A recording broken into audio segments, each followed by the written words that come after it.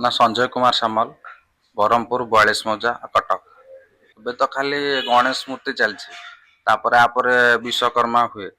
ଆଉ ଏ ବର୍ଷ ମୁଁ ଟିକେ ମୂର୍ତ୍ତି ଟିକେ କମେଇ ଦେଇଛି। ଏ ବର୍ଷ ମାତ୍ର 5ଟି ମୂର୍ତ୍ତି କରିଛି।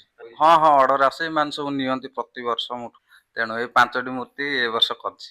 ଆଉ ଅଧିକ ମୁଁ ଟିକେ କରିନି, କିନ୍ତୁ ଯାହା ବି ମୂର୍ତ୍ତି କରେ ମୋର ସେଲ୍ ହେଇଯାଏ। ସାଇଜ ନେଇକି ତ ମୂର୍ତ୍ତି ରେଟ୍ ପଡିବ। ମୁଁ ଟିକେ ବେଶୀ ରେଟ୍ ଟିକେ ଧରେନି, ଯାହା ମତେ ଦିଅନ୍ତି ପୂଜା ତ କରିବେ। ତେଣୁ ଇଏ ମୂର୍ତ୍ତି ଅଛି ଆମର 3.5 ଫୁଟର ଅଛି।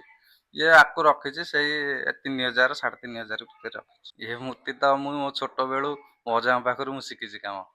ଅଜା ଯେତେବେଳେ ପ୍ରାୟ ଆମର 96ରେ ଆମର 42 ମୌଜା ଦୁର୍ଗା ପୂଜା କମିଟିରେ ଅଜା ପ୍ରଥମେ ମହାଦେବ କରିଥିଲେ।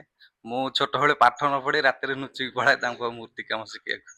ଆଉ ତାପରେ ସେ ବି ସେଠି ମୂର୍ତ୍ତି କାମ କରନ୍ତି ରାତିରେ।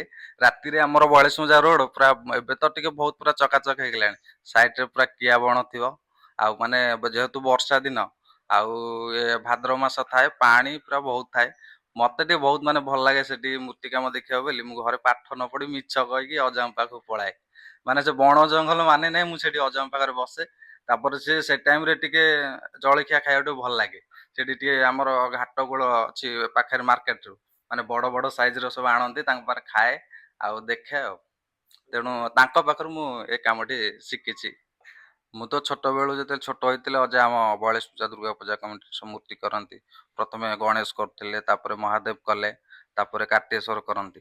ତେଣୁ ଏଇ କଳାଟା ମୁଁ ତାଙ୍କ ପାଖରେ ଦେଖିଛି। ତାପରେ ଅଜା ବି ଆମର ସିମେଣ୍ଟ କାମ ବି କରନ୍ତି। କିଛି କାମ ବି ତାଙ୍କର ସିମେଣ୍ଟ କାମ ଅଛି। ଅଛି ଯୋଜନା। ପ୍ରଥମେ ଏଟା ମୋର ନିଶା ଥିଲା।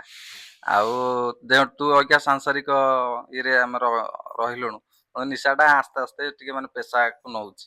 ଆଉ ଯଦି ଆଗକୁ ସରକାରଙ୍କର କିଛି ମାନେ ଫୋକସ ଆମ ପ୍ରତି ହୁଏ, ତାହେଲେ ନିଶ୍ଚିନ୍ତ ଆମେ ଆଗକୁ ବଢିବୁ ବୋଲି ଆଶା ରଖିଛୁ। ନାଇଁ ସେମିତି ତ ମୁଁ ତ ସରକାରଙ୍କୁ ଏଇ ଇଏରେ କିଛି ପାଇନି। ଯଦି ସରକାର ଆମ ପ୍ରତି ଫୋକସ କରନ୍ତି, ତାହେଲେ ନିଶ୍ଚିନ୍ତ ଆଉ ଟିକେ ଆଗକୁ ଯିବୁ ବୋଲି ମୁଁ ଆଶା ରଖୁଛି। ମୁଁ ତାଙ୍କୁ କହୁଛି ଯେ ତମେ ଆସନ୍ତୁ। ଆଉ ରେଟ ମୁଁ ଅତ୍ୟଧିକ ରଖେନି। ମେନ୍ କଥା ହେଲା ଅନୁଷ୍ଠାନକୁ, ମାନେ ଅନୁଷ୍ଠାନଟି କେମିତି ତାଙ୍କର ବଞ୍ଚିକି ରହିବ, ମୁଁ ସେଇଟାକୁ ଆଶା ରଖେ। ମୋ ନମ୍ବର ହଉଛି 9658763386। ଜୟ ଜଗନ୍ନାଥ।